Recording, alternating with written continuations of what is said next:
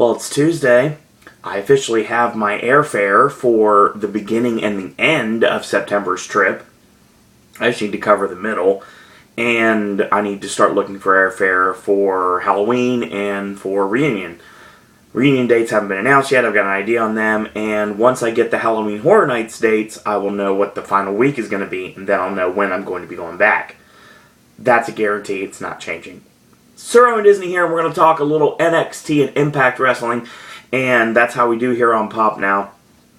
I have not watched Raw and SmackDown for a couple weeks, so it's not been really a big loss, honestly. I've been enjoying myself, enjoying Impact and the new resurgence of Impact since it's now debuted on Destination America. I'll be talking about that next, and starting it off will be my favorite television wrestling product right now, which is NXT. So, this show was really star-studded.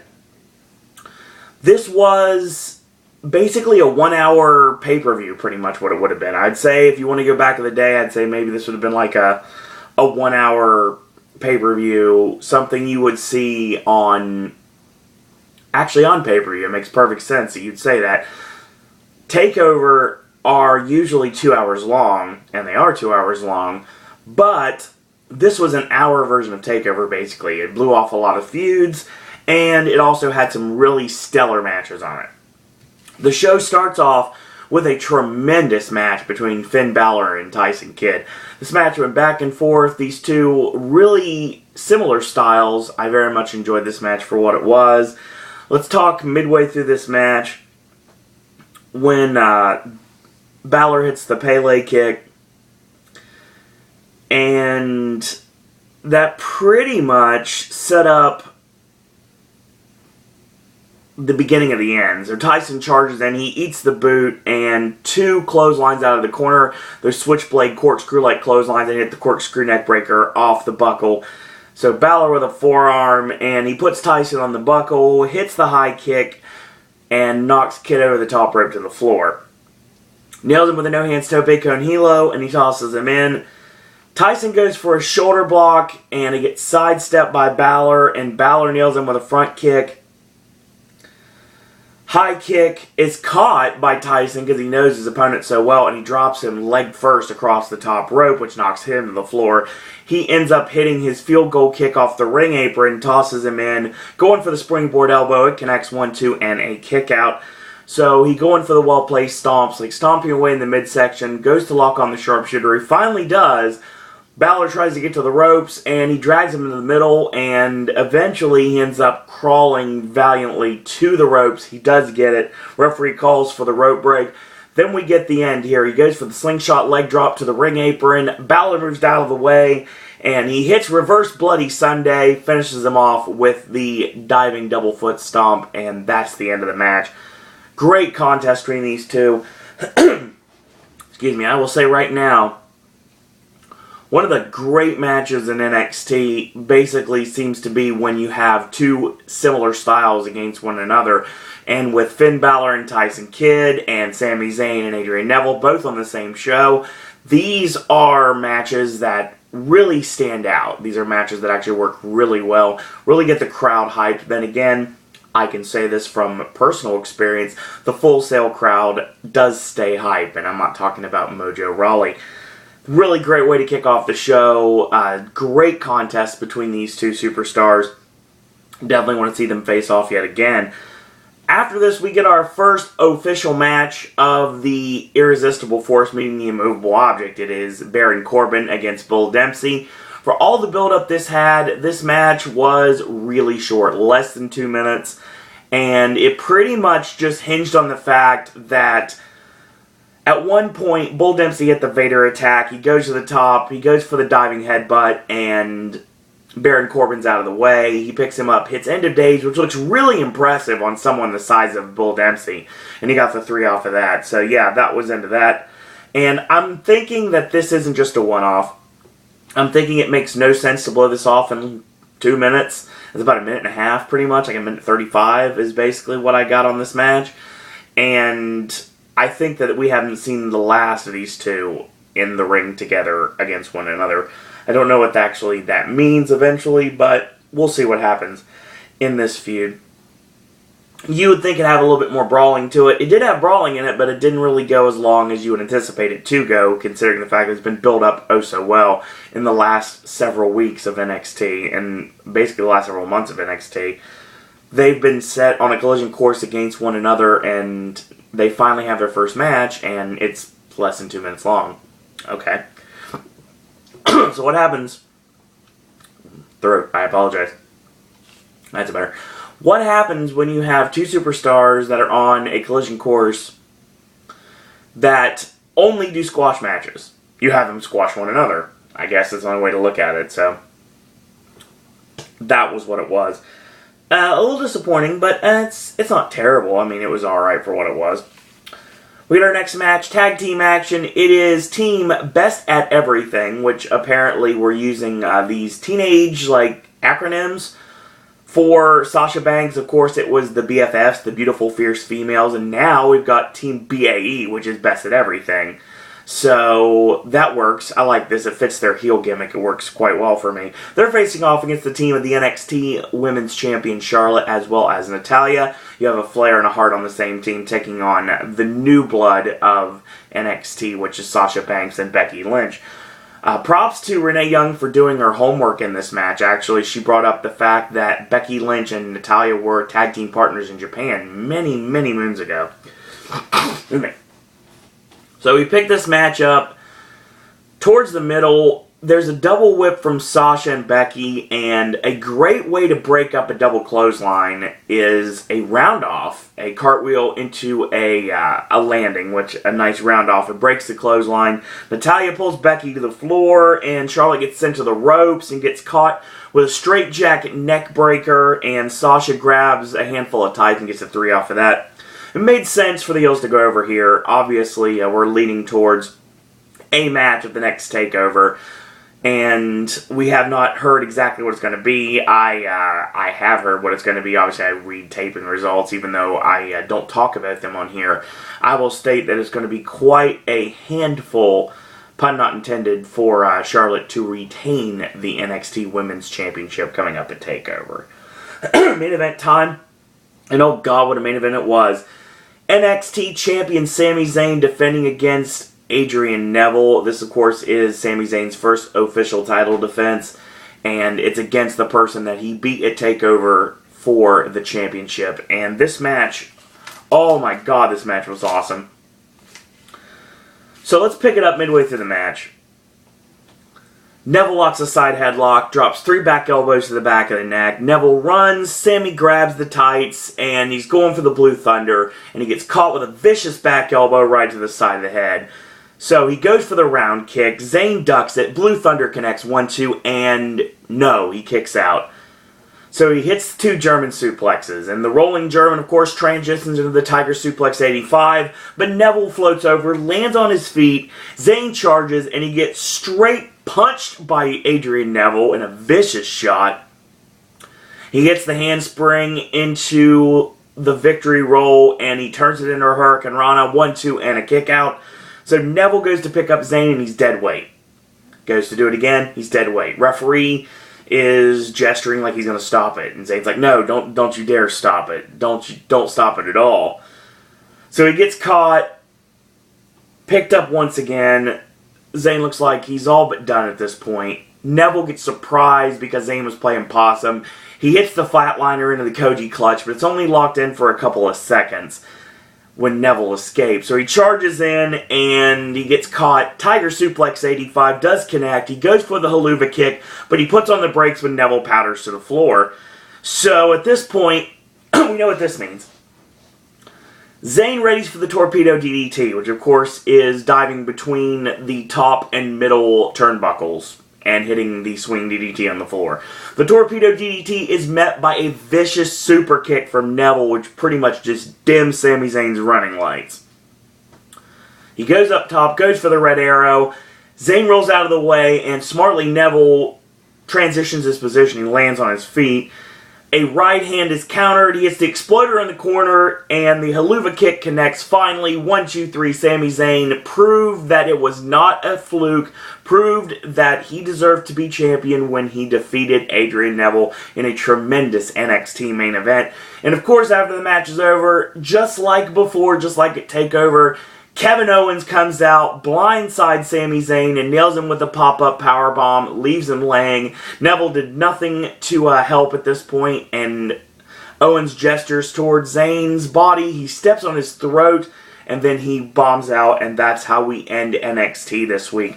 We are building and building and building towards Sami Zayn and Kevin Owens. For those of you that know their history, their independent history, you would understand that this is going to be fun with a capital fun. So yes, I'm very much looking forward to seeing this. I wish I could have seen it in person, but at least I got to see Kevin Steen work for his first match against Kevin Owens. That was cool. Even though it was against CJ Parker, and I would like to have seen something better, but I like CJ Parker. I like what they're doing with him. Hopefully they have a gimmick for him somewhere down the line.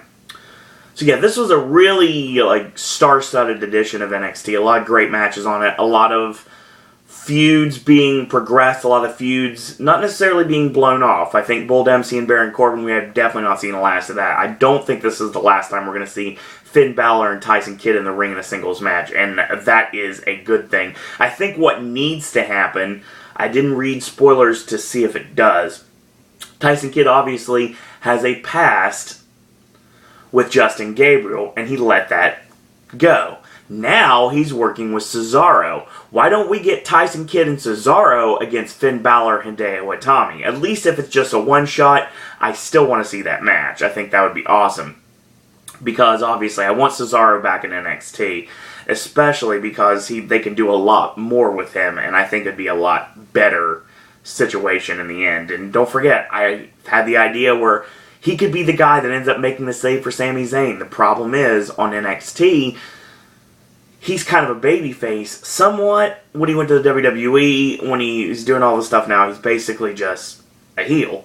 Well, on NXT, I think he's got the respect of Sami Zayn, so he could come out and make the save for him. But that only works if you do that in the WWE. You can't have Bizarro World. You can't have NXT be a face and WWE him being a heel. Just like the Ascension. But then again, thankfully, the Ascension don't wear the stupid paint on NXT. I really enjoyed the tag match. We're sitting up to the fact that everybody wants Charlotte's championship. And Natalya was a good partner for Charlotte here. It was a good way to put over the Best at Everything team. I have no problems with them going over. Obviously, you have to have Charlotte show a little bit of vulnerability going towards TakeOver, given the fact that Sasha took her to her limits at our Evolution. I know because I saw it live. One of the better, probably one of the best women's matches I've ever seen live, without a doubt. And Sami Zayn and Adrian Neville, what can you say about the two? They know each other oh so well, and they had a clinic in that ring. A very much enjoyed contest between those two superstars, and I definitely know that's not the last we see of them. We're building towards a lot of things. We're building towards another TakeOver. Obviously, we're starting the fact that the Lucha Dragons, last week finished up with the Vaudevillains.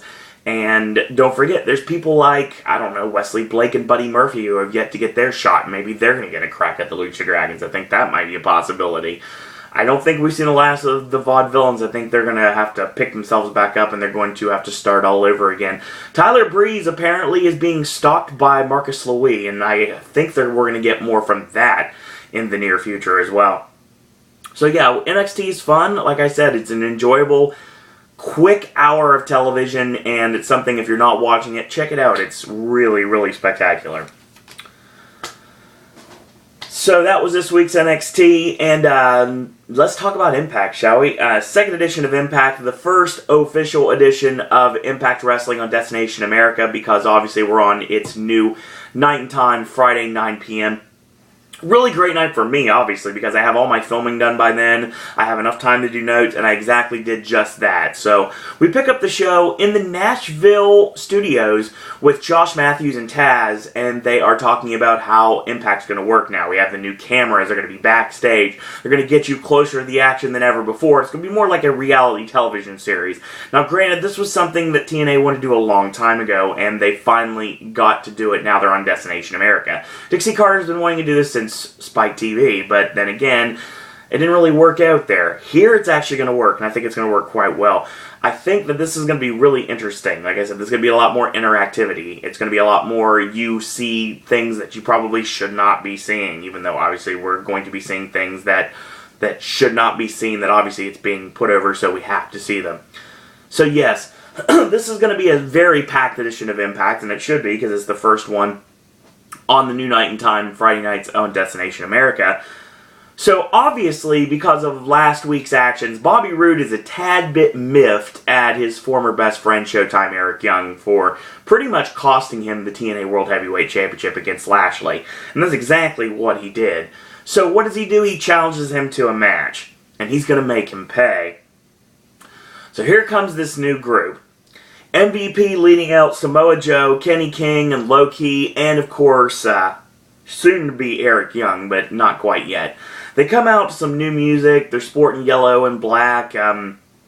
Immediately, I get Wu-Tang that comes to mind when I think yellow and black, at least now this day and age. Just when you thought MVP was done, he's now back in the driver's seat. It's him against the world, but now he's surrounded himself with his own family. He says he's known Samoa Joe and Low-Ki back to the indie days in Florida, where you drive 500 miles for a hot dog and a handshake. And for any of you out there that have ever been in an independent wrestling building, have worked for an independent wrestling promoter, you know that that's something that happens a lot. A lot. Obviously, I didn't get paid in hot dogs. Soda worked for me.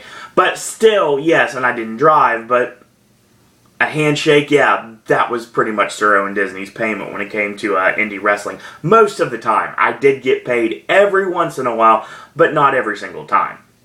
It took a while into my career before I started actually making money. Then again, I guess it's called paying your dues. But I thought that was funny because it made perfect sense given the fact that MVP has that independent background that most people never talk about. They talk about his WWE stuff. They talk about his Japan stuff. But they don't talk about his indie background at all. So yeah, I like that little reference to anybody that was understanding what was going on. So he made the announcement that they're now going to be called the Beatdown Clan. And he does drop down the old Wu-Tang line, Beatdown Clan ain't nothing to mess with. So MVP brings Showtime out to the ring. He's got this weird mohawk now. It looks kind of interesting. Kind of like what Bobby used to have before he decided to go back to his normal hair. So, EY, of course, has brand new music. Very heelish, and he's wearing an It Factor t-shirt, of course. How appropriate. EY and MVP never really seen eye to eye on much except this. So EY realizes that his Canadian brethren likes to use the word fact, so he's going to say fact as well, apparently. He says the crowd's opinion doesn't matter. This is going to be curious when EY goes back to the Impact Zone. Because when TNA goes back to Universal Orlando, Eric Young is hugely over it in Impact, at the Impact Zone. I'm curious to see exactly what his reaction is when they have their next tapings in March. We'll see. But anyway, I digress. MVP did something. And he helped his brother take his championship. Obviously, he's got to respect that. Obviously, he doesn't like that, but he respects that. He had a brother, Bobby Roode. He gave him a shot, and he beat him. But when Bobby Roode was champion, EY never got one single shot. Maybe you were afraid I'd beat you again. I'm a world-class wrestler and a world-class friend. When I was in the hospital, no visits, you just simply texted me, I hope you're okay. But then again, I got a call. I got a phone call that told me the truth. I took the championship from you because that was the one thing that mattered to you more than anything in this planet. Now he's going to take everything else. So MVP tries to bring out Lashley. His music starts. He doesn't come out. Instead, we get Kurt Angle emerging from the back in his wrestling gear. He calls the Beatdown Clan a bunch of thugs. Well, that's pretty much true. EY, you will simply pay for your sins when Bobby Roode takes you out. Be careful what you wish for, Kurt, because obviously Angle is trying to make all members of the Beatdown Clan tap out. Joe gets up in his face, Angle pops him, and Atlas Security breaks him apart, but Joe gets in the ring and they make a match, Samoa Joe versus Kurt Angle, right away. Right away. And I have zero issues with this. Samoa Joe and Kurt Angle kick off the show. This match was good for what it was. Bobby Lashley is finally... They're trying to knock on his door to see if he's in his dressing room. He's not there. So, Joe catches him with the clubs to the back and hits the snap jabs, comes off the ropes, ducks the clothesline, Angle with 3 rolling German suplexes, goes for the Angle slam, gets countered, whip in, charges in, catches the back elbow, back kick in the corner from Joe, and he's going for the rear naked choke. It gets countered into an ankle lock. Joe counters, flips him middle first into the buckle. So he ducks the clothesline, Angle slam does connect. This time, Joe kicks out at 2.5. So a forearm. He charges in, and Joe plants him with the ST Joe in the corner, puts him on the buckle, going for the muscle buster. It gets countered into an ankle lock. Joe kicks him off, and ankle lock grab back on again, and it gets countered again. Roll through, and he grabs Hebner's shirt. Angle bumps Brian Hebner inadvertently, and Joe with a low blow locks on the rear naked choke, and that's the end of that. When Hebner gets back up to his feet, calls for the bell, Samoa Joe wins. After the match is over, the BDC and Eric Young, who apparently is just an associate of the group, yet not a part of it, but always a part of all the beatdowns, starts stomping Kurt Angle down until Bobby Roode runs out with a steel chair, makes us save all the heels powder, and you know how we do. I like this. I like the way this started off. I like the fact TNA is a lot more like ECW style. It's like we're rolling into the first match. It's not necessarily something that's really planned. It's something that kind of rolls into the first match. Like if you got like an old school wrestling program that had your card for the evening. If you had that, I would guess that Samoa Joe and Kurt Angle would not have been on it. I think the first match would have been the Hardys and the Wolves. Made perfect sense to me if they really went that direction. So after the commercial, Bobby Roode is staging a sit-in in the ring. Of course, he's sitting on a chair, and of course he has something to say. He's holding back all his anger and frustration, but this crap has gone way too far. Eric Young, you cost me my title, the only thing that I love. Every word that you said was simply bull. This ring is my home. I live for professional wrestling, but tonight, this is about payback. I'm gonna make you pay for what you've done. Basically saying the same thing over and over again. So in the back, Rockstar Spud is talking to Jeremy Borash, and he's apologizing for getting him involved and getting EC3 so miffed at him. He says, well, basically, you know, EC3's an insane jackass, and one day he'll get what's coming to him. So JB's wearing this cap, and of course it's hiding his horrible haircut from the butcher job from EC3, which had to be finished from last week. So we get the newest member of the Revolution, and it's the superstar from Ring to King, which is Koya. And Koya is there in the Eagle's Nest of the Manhattan Center with Manic and, the Great Sonata, and of course the TNA World Tag Team Champions Abyss and Cowboy James Storm. So they're there, of course, to watch this next match, because obviously it has a lot of implication on who their next opponents are going to be. And it is tag team action, Matt and Jeff Hardy taking on Davey Richards and Eddie Edwards of the Wolves. I really enjoy the chemistry between these two teams. It's literally like you take a team that is so decorated, like the Hardys, and you put a mirror up. And on the other side of the mirror, you see the younger side of the Hardys and that is Davey Richards and Eddie Edwards. But Matt and Jeff, they're proving that they haven't lost a step. A lot of people talk trash on the Hardys, and they have, but they're back in great shape, they're back caring, and they're back putting on tremendous tag team matches like Impact does so well. TNA is very supportive of tag team wrestling, unlike WWE, which obviously is not. But TNA is hinged on their tag team division, their Knockouts division, their X division, something that sets them apart from all the other companies. So let's pick this match up towards the end, and this really good back and forth match. If you're not a high spot wrestling fan, you're probably not going to dig this, but everything didn't necessarily make sense, but it worked quite well because the Hardys were working to keep their spot and the Wolves were working to take it away. So we picked this up from the midpoint, and a nice Falcon Arrow to Jeff Hardy after Eddie Edwards super kicked him. I like that spot. He picked him up. Davey Richards picks him up in a Falcon Arrow. Eddie Edwards super kicks him and then hits the Falcon Arrow. It looked really well. So Davey goes up top. Matt Hardy catches him, and Jeff with a Rana. A Rana on Eddie Edwards, which is something you don't see Jeff Hardy do very often. Edwards gets caught with Matt Hardy's side effect. Boot in, twist of fate, gets tossed off, and Jeff gets crotched up top going for the Swanton. So he goes for the twist of fate on Matt Hardy, which does connect. They go for the double boot stomp, jackknife cover, Jeff breaks it up with the Swanton. Great sequence right there. So Jeff backdrops Davey Richards to the floor, and Matt clotheslines Eddie Edwards in ring. They hit Poetry in motion. Jeff hits the twist of fate, and Matt puts him on his shoulder, and Jeff has the twist of fate set.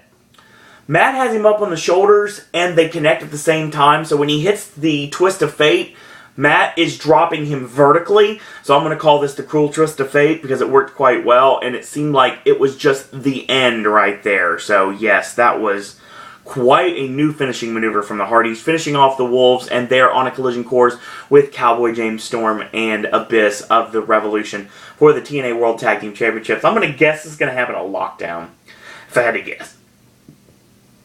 Next week we get Feast or Fired. And by next week, I mean in a couple days. Bram's greedy. He might just take all the cases for himself.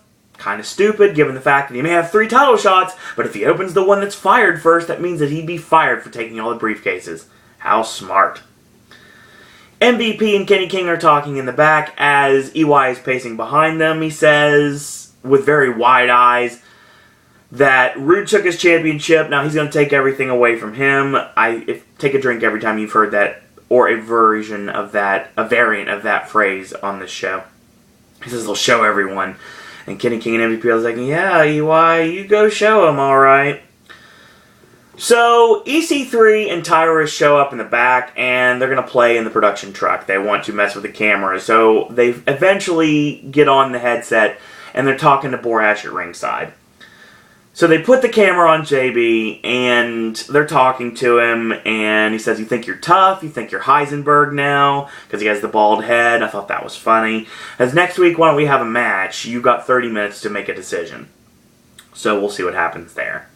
Bobby Lashley has finally arrived to the building, and that's pretty much all we have there. So we get our next match. No disqualification. Showtime Eric Young against the It Factor Bobby Roode. This was a brawl and ends up going into a pretty good match, actually. EY ran into the double R spine buster. Roode puts the chair down, going for the Roode bomb, of course. Gets stopped by EY's eye rake. Try to say that 5 times fast. He tosses Bobby Roode head and shoulder first into a chair that was set up in the corner, and he goes for the pile driver on the chair. It does connect. It looks vicious as all get out, and he gets the 3 off of that. So, vicious pile driver from Eric Young on the chair, kind of reminiscent of when Lex Luger did it to Barry Windham at the Great American Bash.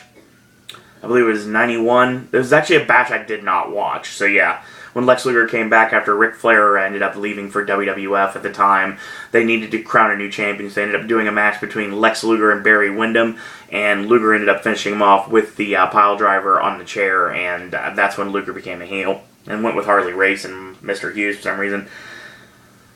So, after this match is over, after I wax poetic from WCW for a minute, MVP and Kenny King come out and said, sorry about your trip to the hospital, Mr. Rude. Maybe someone will visit you because you surely didn't visit EY.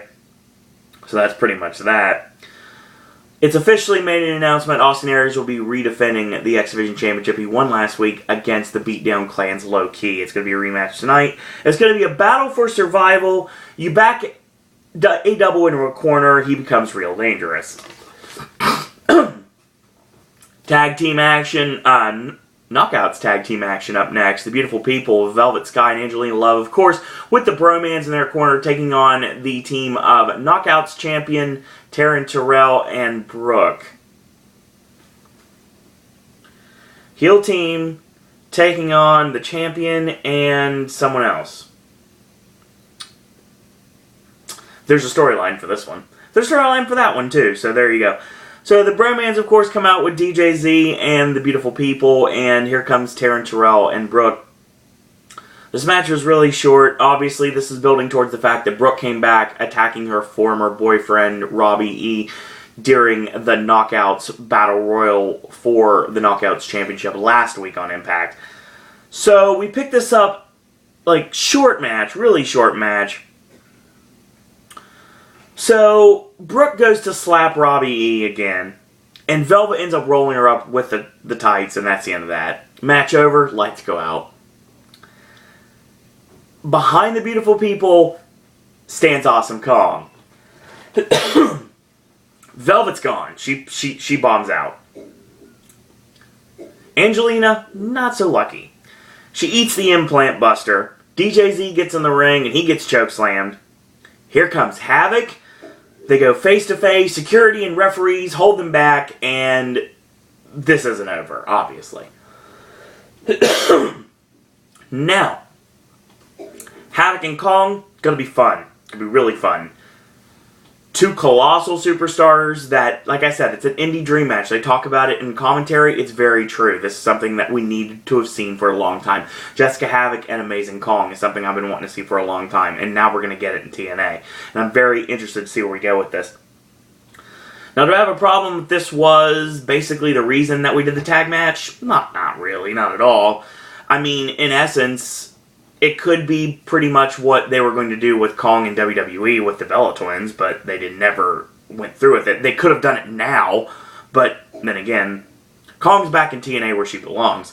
And Kong, I'm sure, will face off against Gail Kim somewhere sooner rather than later. Taryn Terrell has improved immensely. She's come a long way since her time in WWE. I believe her name was Tiffany back then. And, yeah, she was pretty back then. She didn't really show that she could work. But then, when she ended up showing that she could work, she came to the company, and we thought she might be just a valet. But no, she actually came to the company as a wrestler and had those series of matches, those brutal series of matches with Gail Kim. It really brought her stock up in people's eyes. I guess you would say, to a lesser extent. Because this is a really big pedestal to jump on.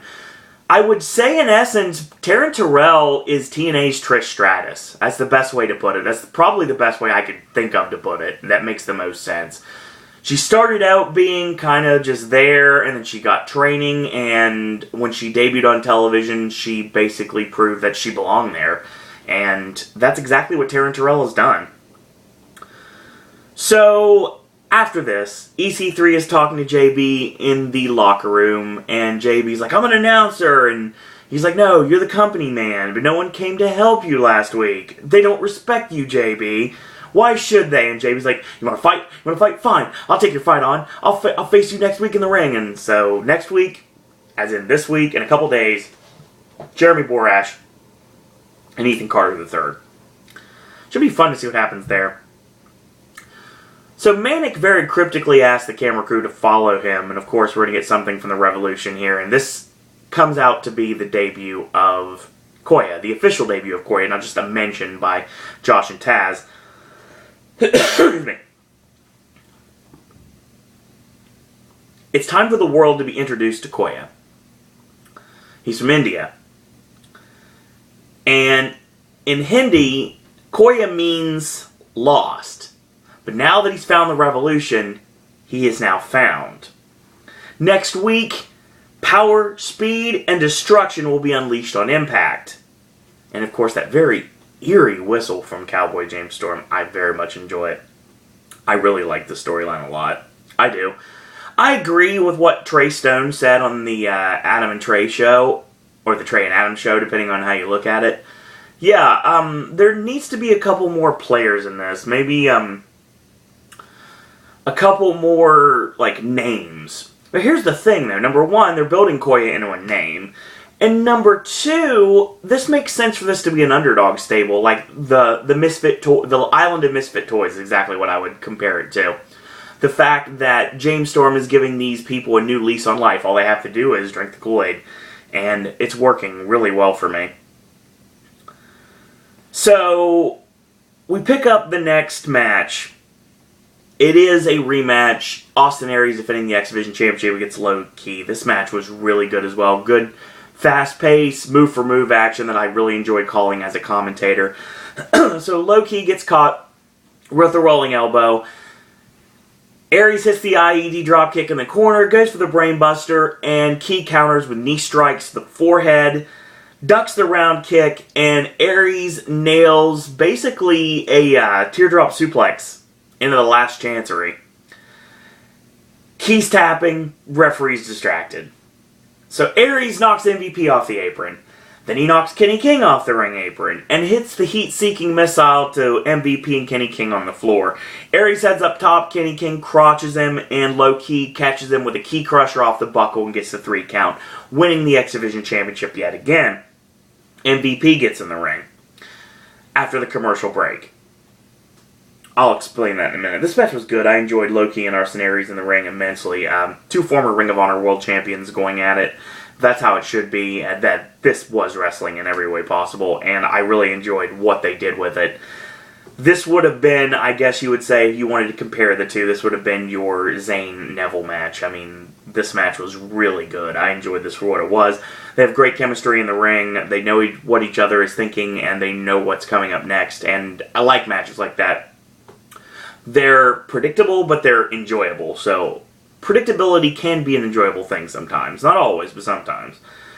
So that was your official main event, technically, because obviously this is going to be a talkie-talkie segment to end the show. So MVP's in the ring when we come back commercial break with the BDC and Eric Young. Because Eric Young is not part of the BDC, yet he's out there every time. The World Championship has come home, finally. I give you the Destroyer, Lashley. Lashley finally comes out with the TNA World Heavyweight Championship. MVP puts him over like a hype man, drops the Toronto reference, and makes me more thinking that he's Danny O. So, everyone in this ring is a winner. MVP gave Lashley the championship. The World Championship belongs to the BDC. Lashley's like, no. Whoa. Pump the brakes there, sir. The title belongs to me. This stuff, that ain't me. And he goes to leave. He's like, I ain't about this. So Lashley calls MVP Hassan, which calls him by his real name. He's like, oh, fine, you want to use my slave name, fine. I accept that we walk different paths, and he basically says, what do you want to do? Would you rather be shucking and jiving to gospel music on another program, obviously taking a shot at the New Day, and he goes for a kiss to the side of the cheek after a hug, and of course, that's the kiss of death, because the BDC just start beating down Lashley, and MVP with a belt shot lays him out, and he's busted open, blood's flowing, so he hits the drive-by kick, he's knocked out the TNA World Heavyweight Champion, and he's standing tall over top with Samoa Joe, Low Ki, Kenny King, all standing with him, and Eric Young, too, as we fade to black. So that's the end of the show. I like the final segment here. Lashley has been a heel for so long. This is now the time that he's going to have to put up or shut up. He's going to have to team with somebody he doesn't necessarily want to team with, i.e. Kurt Angle, if he wants to take down the Beatdown Clan. We've seen this time and time again in the wrestling business when it comes down to it. Sometimes you have to team up with your enemy to get rid of a bigger enemy, and that's exactly what I'm thinking we're heading towards. Do I think it's going to take a couple weeks of convincing? Yeah, probably, but I do think the end game is Kurt Angle and Bobby Lashley on the same side against the Beatdown Clan, and I do think that Austin Aries is a part of this, and who knows who else will be a part of this. I mean, Gunner could be a part of this, maybe. Possibly Matt Hardy, since he has nothing to do on the UK tour. I don't know. It just kind of depends. So we got a lot of stables here. We have the Beatdown Clan, which is your main event stable. You have the Revolution that are there, too. You have the Bromans and the Beautiful People, which are together. Technically, they're somewhat of a stable. Because, I mean, you've got 5 people there. So, I mean, there's that. I really like the direction TNA's going here. I really do. The talk segments, they were fine. They worked for me. Joe and Angle was fun. The Wolves and the Hardys was enjoyable. I loved the Knockouts tag match. That was fun. And I really, really enjoyed both EY and Bobby Roode, the no DQ match, even though it was basically a fight. But it made sense for storyline purposes to be a fight because they both wanted to tear each other's head off. And I really like Low-Ki and Austin Aries to end the show. And then, of course, the Talkie segment, and that was the end of that. Next week, we have Bobby Lashley and MVP in a street fight, and we saw some footage from it. It's going to take place outside the Manhattan Center. That might be entertaining to see exactly how that looks on camera. And we're going to also see Jeremy Borash and Ethan Carter III. And it's very probable we're going to see the Hardys against James Storm and Abyss for the TNA World Tag Team Championships eventually. I think that's going to happen soon. And there's a rumor, big rumor right now, the Bully Ray may be coming back to TNA, which would be glorious because Bully Ray needs to be in TNA because he belongs there. So yeah, I like the new TNA. I like the way that it looks on Destination America. I don't mind the cuts to the Nashville studios, because it makes sense to me, because they're not supposed to be ringside, I guess. They're supposed to just be, not necessarily live doing commentary, they're in the studios doing commentary. It's fine, I don't have a problem with it, really. I like the direction nearly everything is going right now. I love the production. I know there's a lot of snafus with production last week, and apparently this week too. But I think once TNA gets to the UK, once TNA goes back to the Impact Zone, and then for the rest of 2015, I think TNA would do quite well. This is actually a really enjoyable show. It's very fast-paced wrestling. It takes 2 hours, and it goes over in like an instant. So, say what you want about TNA, and a lot of you people out there will. But for those of you that haven't checked out Impact Wrestling, 9 o'clock, Destination America, Friday night. And if you don't have a way to watch it that way, find a stream. I usually wouldn't say that, but then again, you have to sometimes because most people don't have Destination America. It does not have the range that Spike TV did when TNA was on that channel. So check out Destination America somehow, some way. Find it any way you can. Watch Impact and get back into TNA because I think 2015 is going to be quite a fun year. That being said, that's NXT and Impact Wrestling for another week. And this week, of course, we will be going towards TNA Impact and NXT next week, a week from today, next Tuesday. So what do we got coming on Pop this week? So Wednesday, of course, tomorrow will be your vlog of randomness. No idea what the topic's going to be yet. Thursday, we're going to do a little breakfast time. Breakfast time here on Pop. We're going to be focusing on cereal. And the second part of Breakfast Time is going to be in February. So Breakfast Time will continue in February. Not a segment, not a part of a segment, it's just how it rolled. So yeah, we're going to be focusing on the new Jif cereal as well as the Yo Crunch cereal yogurt. So that's going to be good. I believe it's Frosted Flakes and Fruit Loops. So check those out. That's coming tomorrow. That's coming not tomorrow. Yeah, it's Tuesday. It's coming on Thursday. Friday, AJ's movie reviews. We're going to talk about Mordecai, Strange Magic, The Boy Next Door, as well as we're looking at 2014 finally ending with the most violent year in cake. And who knows? Maybe AJ will have Vice on there. I don't know. Maybe we'll see if that happens. Saturday, we'll bring you the Screen Actors Guild. Oh, sorry, not Screen Actors Guild. I forgot what day it was. The Critics' Choice Awards video. That's coming. Actually, no, that's already over. I was right. Yeah, I was right the first time. It is the Screen Actors Guild Awards. So that's going to be coming at you for our predictions for that. And Sunday is the actual Screen Actors Guild Awards, and also the day of the live WWW Today podcast and the Royal Rumble, so I have a lot to catch up on. Celebrity Apprentice returns on Monday, next week. We have a new Apprentice video that was yesterday, as well as we have our Best of 2014 video. My apologies for a couple flubs in that video, but I tried to call myself out on it because I don't edit, so obviously there's always that. And there's more stuff to come. Gaming with Ash, of course, was this weekend. It's going to be next weekend as well. Halloween Horror Nights videos coming very, very, very soon. Mark my words, they will be happening. And once I get some news or info or some sort of a rumor or speculation, I will be doing those videos. And you continue to watch the other segments here on Pop Versus coming up this Sunday as well. So that being said, thank you guys and girls out there for watching, and as always, if you like these videos, tell your friends about them, leave a comment, do subscribe, help spread the word about Pop. 82 people cannot be wrong, and you shall not be either. If you like these videos, send us a reason that you like these videos. Tell us you like these videos with a couple ways. Number one, you can like our Facebook fan page. It is Sir Owen Disney Pop. Follow me on Twitter at Sir Owen Disney, or a friend request me on Facebook at Owen Disney. If you'd like to talk wrestling with me, TNA, NXT. If you'd like to talk about Halloween Horror Nights, Universal, Disney, ask me about movies. You can ask me questions I can't answer on here for good reason. If you have ideas for Sip and Snack or Versus or the Vlog of Randomness, you're more than welcome to send those to me. Or if you'd like to become a Popcast yourself, send your contributions to my email, sirowendisney@gmail.com. So in the meantime, I want to thank you guys and girls out there for watching. And until tomorrow, boys and girls, that's all I got to say about that.